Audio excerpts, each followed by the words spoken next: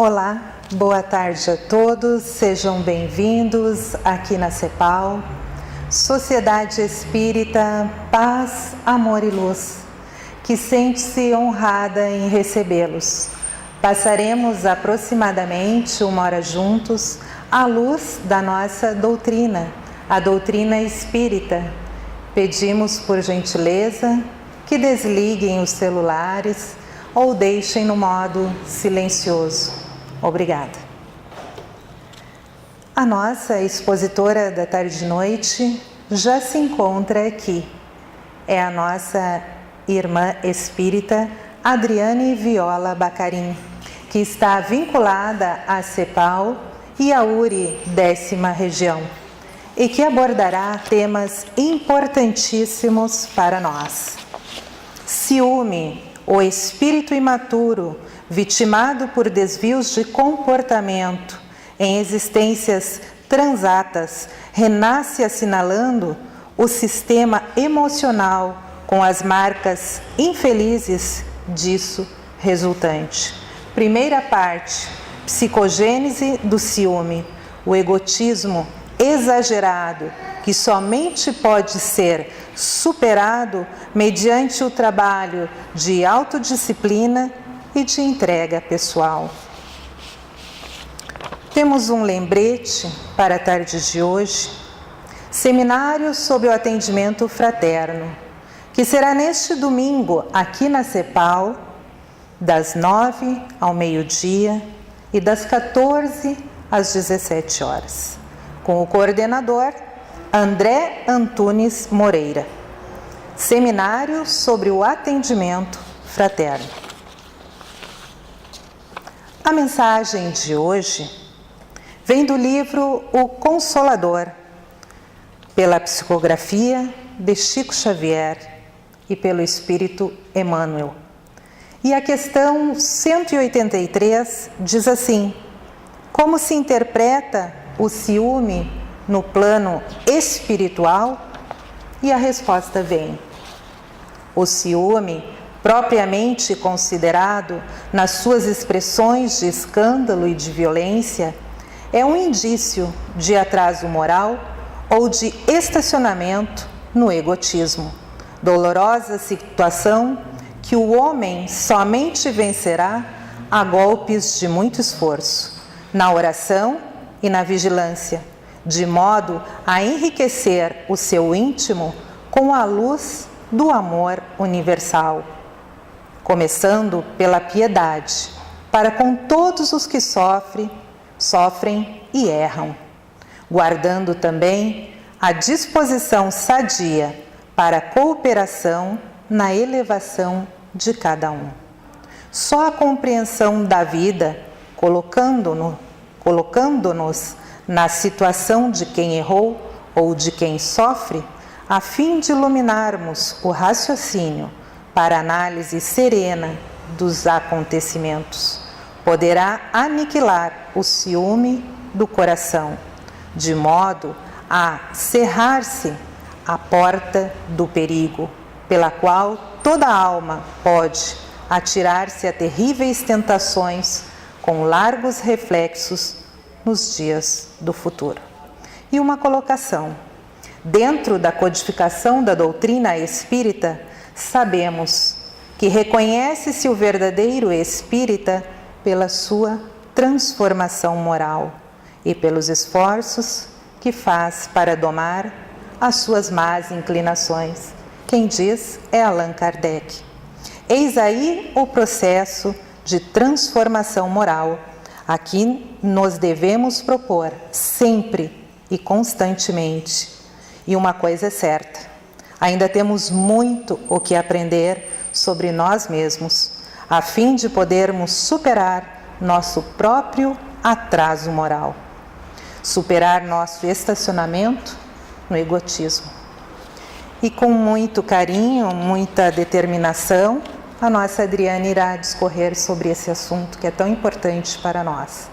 Convido a todos para entrarmos em harmonia de pensamentos e nos unirmos em prece.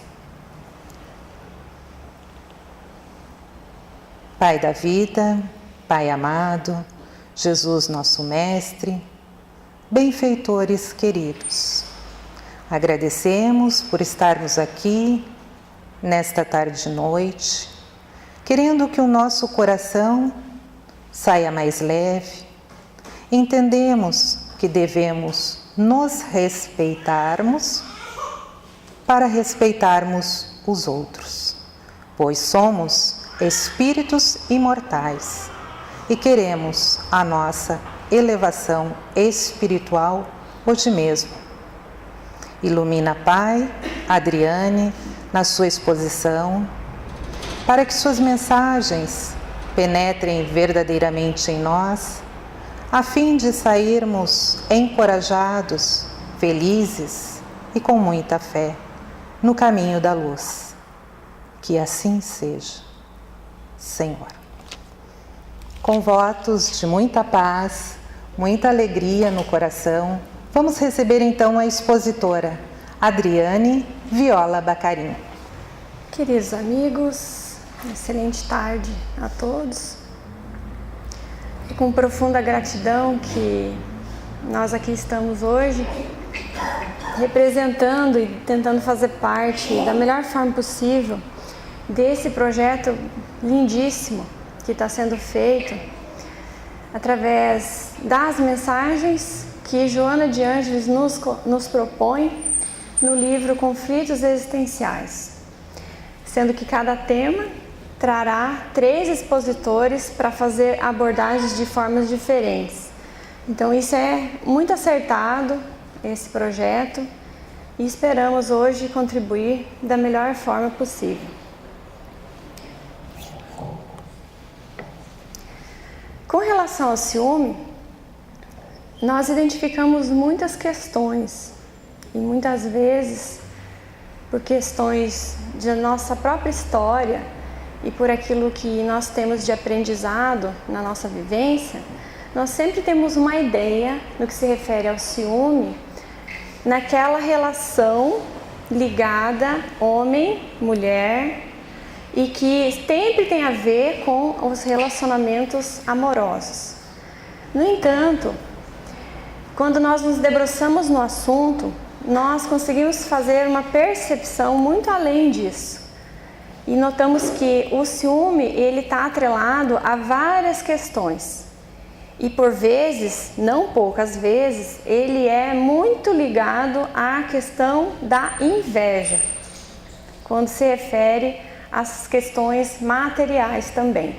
Porque não é apenas do sentimento que nós averiguamos o ciúme sendo manifestado, mas também muitas vezes nas questões materiais.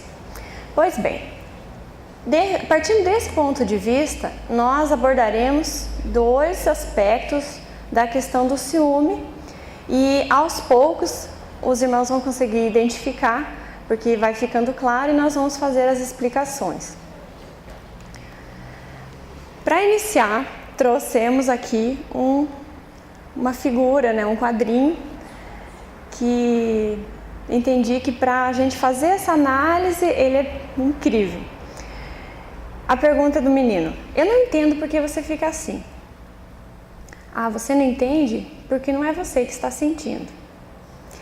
Não existe nada pior do que sentir ciúme, ter medo de perder o que é seu. E aí ele diz: e quando você sente medo de perder aquilo que nem te pertence?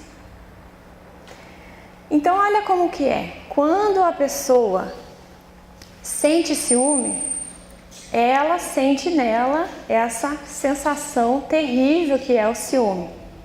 Há uma questão do Livro dos Espíritos que nós vamos abordá-la com profundidade, que ela vai falar de todo esse tormento que é o ciúme dentro do coração, na alma dessa pessoa que sente esse sentimento tão ruim. Mas olha só, não existe nada pior do que sentir ciúme, de ter medo de perder o que é seu. Será que nós realmente temos as pessoas conosco? Será que as pessoas de fato são propriedades nossas? no ponto de vista que ela tem falado aqui, dá a impressão de que ela tem medo de perder alguém, a atenção de alguém, de uma posse. E ele, na resposta, ele já dá uma outra ideia.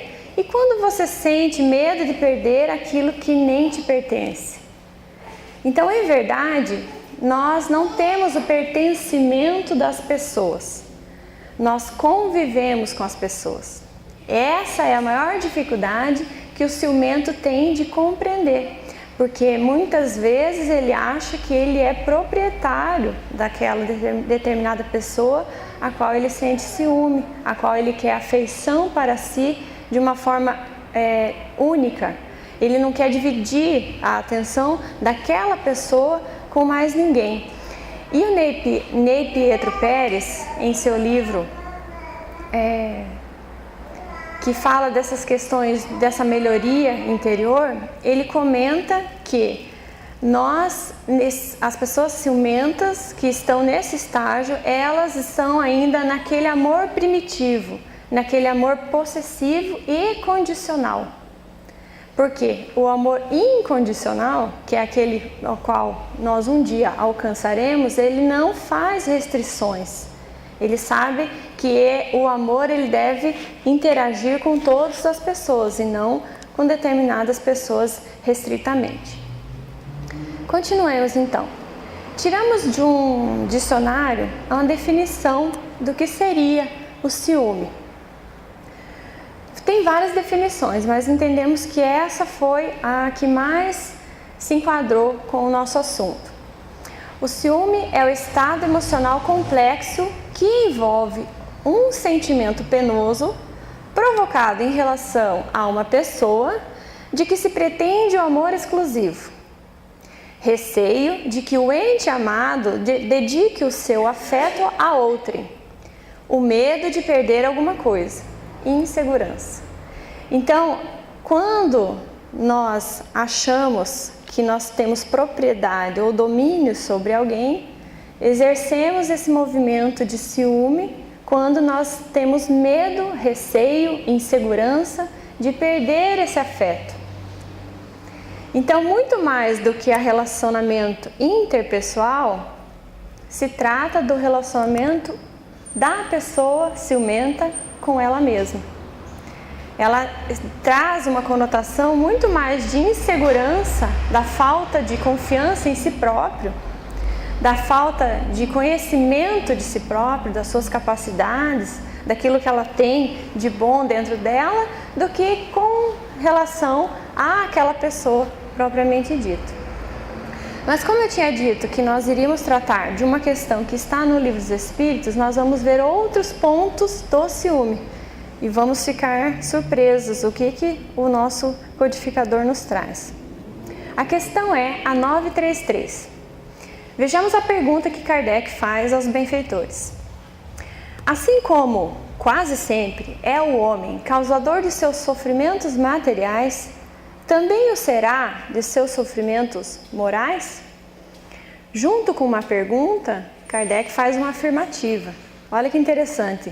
Quase sempre o homem é o causador de sofrimentos materiais. Isso é uma afirmativa que ele faz. E aí, com essa afirmação, ele lança a pergunta: também será através dos seus sofrimentos morais? Vejamos a resposta. Mais ainda, porque os sofrimentos materiais, algumas vezes, independem da vontade, mas o orgulho ferido, a ambição frustrada, a ansiedade da avareza, a inveja, o ciúme, todas as paixões, numa palavra, são torturas da alma. Então, olha só, aquele que sente inveja, o invejoso, seja no ponto de vista material ou moral, ou no ponto de vista com relação a uma pessoa, ele tem uma tortura na alma. Olha a questão do sentimento, que tudo isso envolve, e a frustração que é você não conseguir ter essa posse que você tanto deseja. E vejamos a continuidade. Para aquele que a inveja e o ciúme atacam, não há calma, nem repouso possíveis. À sua frente, como fantasmas que lhe que lhe não dão tréguas e o perseguem até durante o sono. Se levantam os objetos de sua cobiça, do seu ódio e do seu despeito. Então vejamos, só para a gente ter uma ideia do quanto é atormentado o espírito que traz consigo a questão do ciúme, a dificuldade que essa pessoa vai tendo em ter que conviver com esse sentimento. O invejoso e o ciumento vivem ardendo em contínua febre. Olha o simbolismo que é usado aqui. Será essa uma situação desejável e não compreendeis que com as suas paixões o homem cria para si mesmo suplícios voluntários, tornando-se-lhe a terra verdadeiro inferno? Então, interessante que aqui os benfeitores, quando fazem a resposta, colocam como o invejoso e o ciumento no mesmo patamar de análise. Então é aí que começam as questões em que se comparam o ciúme com a inveja. Mas Kardec não ficou satisfeito com a resposta. Ele deu então o seu próprio comentário. Vejamos. Esse é o comentário dele mesmo, referente à mesma questão. Acontece até não ter o ciúme objeto determinado. Olha só. Há pessoas ciumentas por natureza, de tudo que se eleva, de tudo o que sai da craveira vulgar. Embora nenhum interesse direto tenham, mas unicamente porque por não conseguir outro tanto. Ocorre aqui a questão destacada mais da inveja, no ponto de vista da inveja. Então assim, tenho ciúme, mas não sei nem do que, mas eu tenho ciúme. Então, tudo aquilo que não está dentro da craveira vulgar, daquilo assim que é baixo no meu entendimento, que é pouco no meu entendimento, tudo que sobe disso, dessa questão vulgar, dessa questão popular, e que se eleva acima das minhas próprias possibilidades, eu já acho que é acima das minhas competências, então eu já passo a sentir o ciúme do ponto de vista da inveja. Então veja, elas são ciumentas pela própria natureza. Muitas vezes não tem um interesse direto ali, mas só pelo fato dela não conseguir conquistar aquele patamar mais elevado, a inveja por ela já ataca. Então, interessante, porque às vezes quando a gente começa a falar do ciúme, dá a impressão que a gente não sente. Ah não, eu não tenho ciúme, eu não sinto. Será que se a gente não fizer uma abordagem mais profunda, dentro daqueles refolhos da alma, em que a gente consiga de fato compreender, será que em algumas vezes a gente também não sente esse ciúme das conquistas alheias? Então, podemos por aí fazer essa análise. Mas Kardec continua. Ofuscas tudo o que lhes parece estar acima do horizonte e, se constituíssem maioria da sociedade, trabalhariam para reduzir tudo ao nível em que se acha. Ao invés de fazer um trabalho para que todos cresçam e cheguem a um nível superior, que se elevem, que conquistem muitas coisas boas, que facilitem a vida, que favoreçam aquela comunidade, o invejoso, o ciumento, quer trazer para baixo. Então, a nivelar naquilo que ele consegue, do patamar que ele consegue atingir. Em vez dele subir, ele quer trazer para baixo. Olha isso. É o ciúme, então, aliado à mediocridade. Então, eu sou medíocre, pretendo ficar na mediocridade e não desejo que ninguém suba desse patamar. Desejo que fiquemos todos no mesmo nível, que daí eu não tenho com o que me incomodar, com o que sentir ciúme. Então, toda vez que ele manifesta os seus sentimentos, as suas emanações são sempre para o exterior, dizendo que o outro que é culpado daqueles sentimentos que eu tenho sentido, ao invés de pensar que aquele sentimento que vem dele está dentro da sua inferioridade ainda.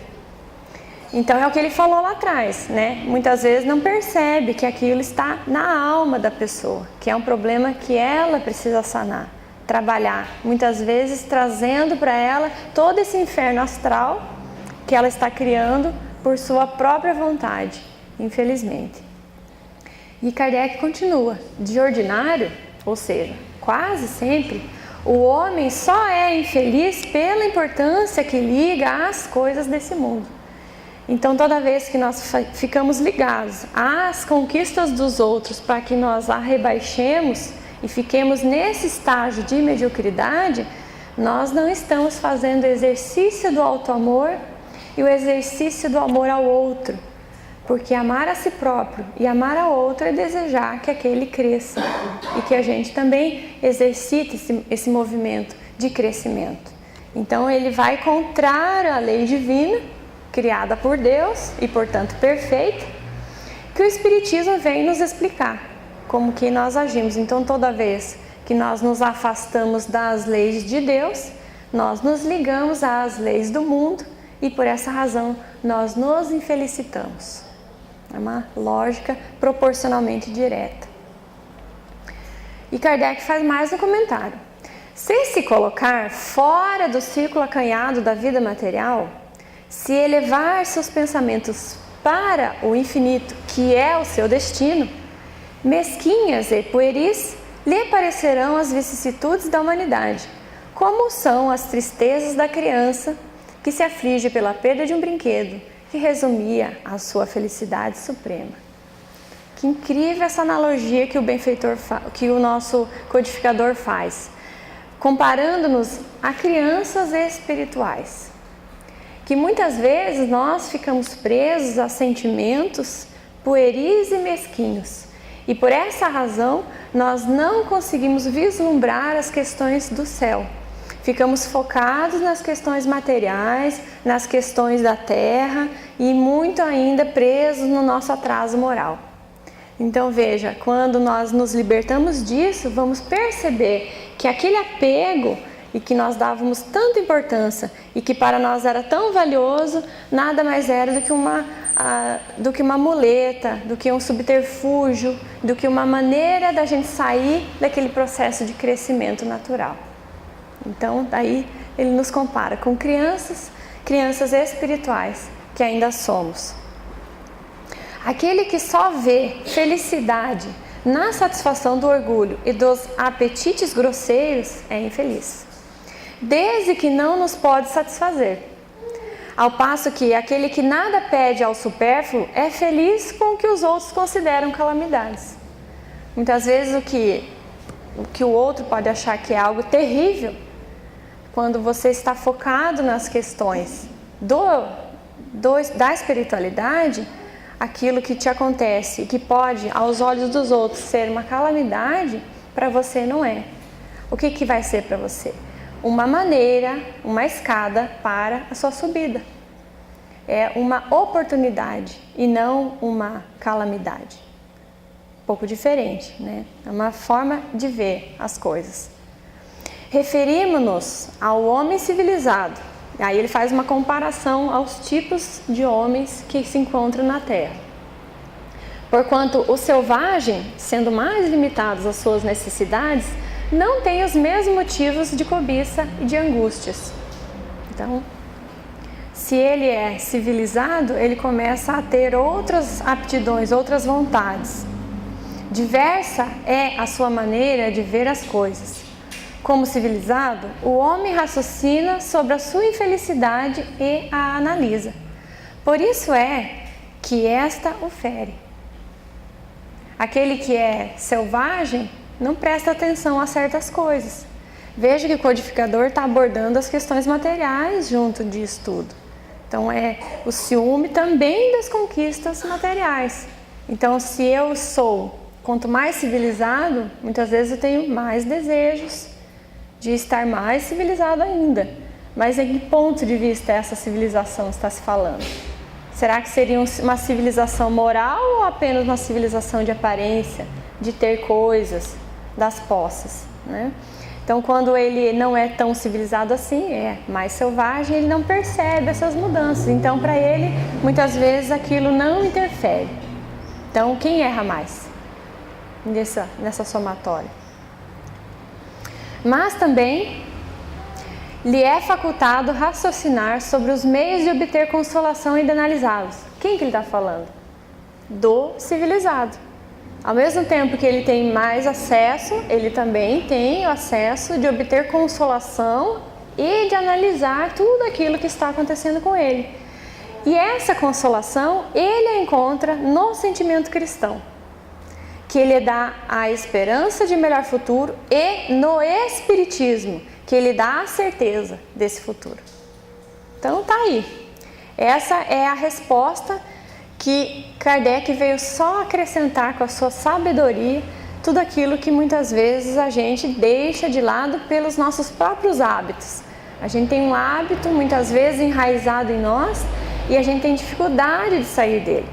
Então, é mais um convite para que no trabalho cristão e nessa análise de si mesmo, a gente possa, pela guia da caridade e do espiritismo, fazer a nossa caminhada de uma forma bem diferente. Então, não poderia deixar de falar da própria Joana, que no capítulo que trata do ciúme, no livro Conflitos Existenciais, ela fala muitas questões do ciúme que os colegas também vão complementar. Nós estamos trazendo uma parte dela, né? Então, quem tiver interesse, dá uma olhada no capítulo, que é muito interessante. Olha o que ela nos fala. Quanto mais o indivíduo valorizar o ego, sem administrar-lhes as heranças da inferioridade, mais se atormenta, em face da necessidade do relacionamento interpessoal, que sem a presença da afetividade sempre torna-se frio, distante, sem sentido e nem continuidade. O que ela está falando aqui? Que quando se sente o ciúme, está dando muito mais valor ao ego do que às questões espirituais. Porque o ego, ele às vezes nos engana. Nós temos o ego, ele é positivo quando ele está em sistema equilibrado. Mas quando ele se torna egoísmo, que é do ponto de vista desequilibrado, ele vai fazer com que a gente pense apenas nos nossos sentimentos. Então eu não consigo fazer a libertação daquele que convive comigo, seja o pai, seja a mãe, seja o filho, seja os cônjuges, seja alguém que a gente ame muito e que é aquela pessoa sempre conosco, nós não conseguimos libertá-la, porque nós queremos que ela sempre venha satisfazer as nossas necessidades. Veja que é totalmente contrário ao sentimento de amor que liberta. Ele é contrário àquela manifestação de amor a tudo e a todos, que é o sistema de gratidão também trazido por Joana. E quanto mais ele está ligado nas questões egóicas, sem fazer essa análise dessas heranças da inferioridade que nós trazemos conosco, nós ficamos atormentados. É por isso que quem, como estava lá no desenho, quem sente ciúme não sabe, quem não sente o ciúme não sabe o que o ciumento está sentindo, de tão terrível que é aquele sentimento de estar querendo ter a pessoa e não conseguir alcançar aquilo, porque isso é impossível. Não tem como você controlar o sentimento, as ações, ter a posse de alguém. Não existe. Nós nascemos livres. Nós temos a liberdade de ir e vir. Então não tem como alguém fazer isso. Então é uma frustração que ele vai experimentando de forma generalizada, de todas as formas, e nunca estará satisfeito. Porque o outro não tem esse poder de fazê-lo feliz, de fazê-lo pleno, de fazê-lo integral, né? A pessoa não tem essa condição, mesmo que quisesse. Quando nós aprofundamos nas questões que a psicologia espírita nos traz, nós ficamos abismados no que se refere à individuação que Joana de Ângeles tanto nos fala. A proposição é que nós todos tenhamos um crescimento de tal forma que tenhamos a individuação alcançada. O que é isso?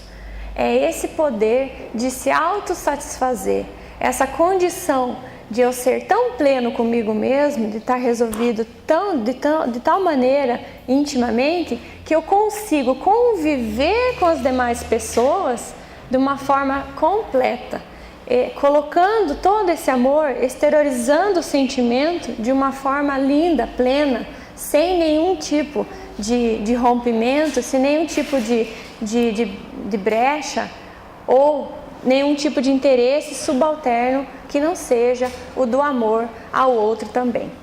Então, essa é o caminho que nós devemos trilhar, da fraternidade para com todos, mas desde que cada um consiga a individuação, o trabalho para que cada um seja completo. Mas isso não significa que, pelo fato de nós nos sentirmos completos, é que nós não vamos precisar do outro, né? Mas ao contrário, é aí que nós vamos integrar mais ainda a essa família universal. Joana fala ainda, no mesmo capítulo, a existência física tem por meta o aprimoramento dos valores espirituais que jazem latentes no ser humano, que adquire sabedoria e paz, de forma que possa desfrutar de saúde integral, o que não significa a ausência de enfermidades, que podem ser consideradas como acidentes de percurso na marcha, sem danos graves de qualquer natureza. É impressionante a maneira com que os benfeitores colocam, às vezes, alguma frase perdida num texto, alguma coisa, a gente extrai dela ensinamentos grandiosos. Eu destaquei o início aqui pela seguinte maneira. Muitas vezes, quando nós convivemos com pessoas e que nós entendemos que essas pessoas não nos dão o respaldo que nós gostaríamos, nós achamos que aquilo é ruim, nós achamos que eu merecia coisa melhor, mas não. A sabedoria divina é perfeita nas suas colocações. O que eles fazem?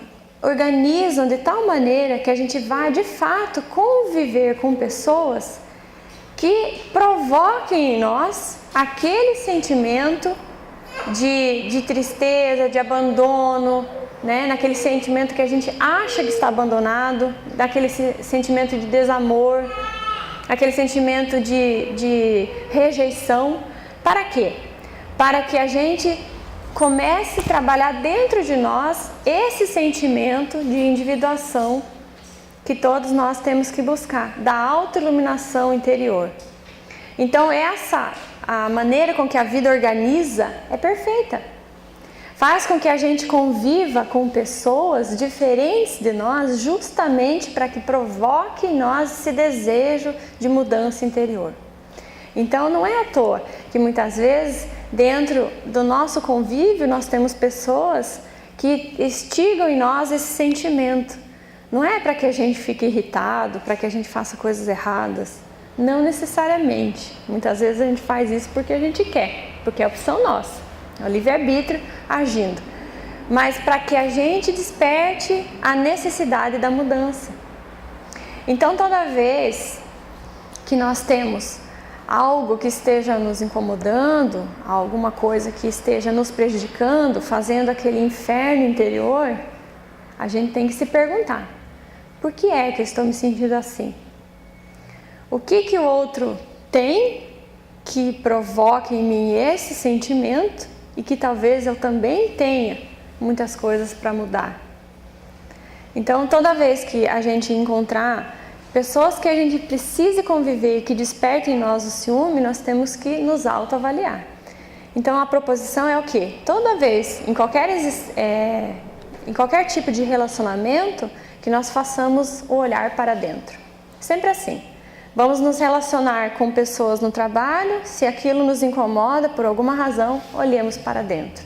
No convívio com a família, o que nos incomoda lá, que de novo, olhemos para dentro. Esse é o trabalho, sempre olhar para nós. O que eu preciso mudar para que eu conviva com aquela pessoa? Porque é o que ela falou aqui, não se trata de você deixar de conviver com as pessoas. Isso não tem como. Existe a lei de sociedade, nós devemos conviver com as pessoas. Então, eu também não posso me tornar frio, indiferente, porque aí eu não estou trabalhando, estou criando um problema ainda maior. Mas ao contrário, saber lidar com as pessoas com quem eu estou convivendo, e que não é por acaso, que fique bem claro isso, mas que eu precise mergulhar dentro de mim mesmo, fazendo um exercício de autoconhecimento para a mudança interior. Pois bem, continuemos nessa fala dela, já encaminhando para o final. A Joana propõe trabalhar a emoção, reflexionar em torno dos sentimentos próprios e do próximo. Sentimentos do outro? Sim, sentimentos do outro. Porque muitas vezes a gente fica preocupado apenas com os nossos sentimentos. Olha o egoísmo de novo. Eu estou preocupada com a minha satisfação, mas eu não me perguntei até que ponto eu também posso estar falhando com o outro. Nessa relação, eu quero que a pessoa venha até mim e me satisfaça, mas eu estou conseguindo fazer esse inverso? Será que eu consigo chegar nesse ponto? Então ela fala reflexionar em torno dos sentimentos próprios e do próximo. Constitui uma saudável psicoterapia para a aquisição da confiança em si mesmo e nos outros. Então, trabalhando a autoconfiança e conhecendo as fraquezas do outro, também facilitarão para que a gente consiga sair desse inferno astral que vive o ciumento ou o invejoso. Mas a gente acha que a gente consegue, num dos livros, chegar a uma conclusão. No entanto, pegamos lá o Consolador, na questão 183, que foi lida inicialmente, e tiramos dela uma mensagem que vai finalizar de uma forma perfeita. Emmanuel fala assim: o ciúme é um indício de atraso moral ou de estacionamento no egoísmo. Dolorosa situação que o homem somente vencerá a golpes de muito esforço, na oração e na vigilância, de modo a enriquecer o seu íntimo com a luz do amor universal. Começando pela piedade para com todos. Começando pela piedade para com todos os que sofrem e erram, guardando também a disposição sadia para cooperar na elevação de cada um. O que é que Emmanuel está propondo aqui? Começando pela piedade para com todos os que sofrem e erram. Aqui, nessa fala dele, ele remete a um dos princípios basilares e que é o ponto-chave do Espiritismo, que é: fora da caridade não há salvação. Ele nos faz remeter à questão da caridade, porque uma vez que eu saio daquele círculo de egoísmo que eu estou vivendo, olhando apenas para as minhas necessidades individuais, que de forma egóica e desequilibrada busco que o outro me satisfaça, que eu vá ao encontro do necessitado, para que assim, saindo do meu núcleo de egoísmo, eu possa manifestar os meus sentimentos e as minhas capacidades que ainda dentro de mim estão dormindo. Essa é a proposição de Emmanuel, para que a gente consiga olhar para aqueles que erram e sofrem com esse sentimento de piedade, com esse sentimento de amor universal, com essa forma de olhar diferente, para que a gente não se importe mais com as nossas questões individuais e muitas vezes muito doentias. Então, olha como muda o nosso olhar. O benfeitor traz ainda que nós temos que guardar a disposição sadia para cooperar na elevação de cada um, contrário ao ciúme, né? A inveja. Quando você trabalha para que o outro fique no mesmo patamar, dentro daquela mediocridade que só você consegue alcançar, em vez de você puxar a pessoa para você, você faz com que ela cresça. Então você dá um auxílio para que ela também cresça junto com você. E ele finaliza a mensagem dizendo: Só a compreensão da vida, colocando-nos na situação de quem errou ou de quem sofre, a fim de iluminarmos o raciocínio para a análise serena dos acontecimentos, poderá aniquilar o ciúme do coração, de modo a cerrar-se a porta ao perigo, pela qual toda a alma pode atirar-se a terríveis tentações, com largos reflexos nos dias do futuro.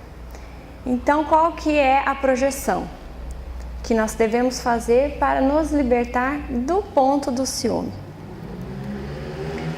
Que seria esforço, oração, vigilância, trabalho no bem. Então, essa é a proposta que nós queremos deixar para vocês, não só para vocês, como para mim também, para que nós possamos, dentro dessa perspectiva, olhar para dentro de nós, dentro daquilo que nós precisamos modificar e dentro daquilo que nós podemos já fazer e aí sim alcançar momentos de felicidade, trabalhando para o crescimento dos outros, para o crescimento de nós mesmos, exercitando o auto-amor e o amor ao próximo. Que Jesus continue abençoando a todos, fiquemos todos em paz. Muito obrigada pela atenção.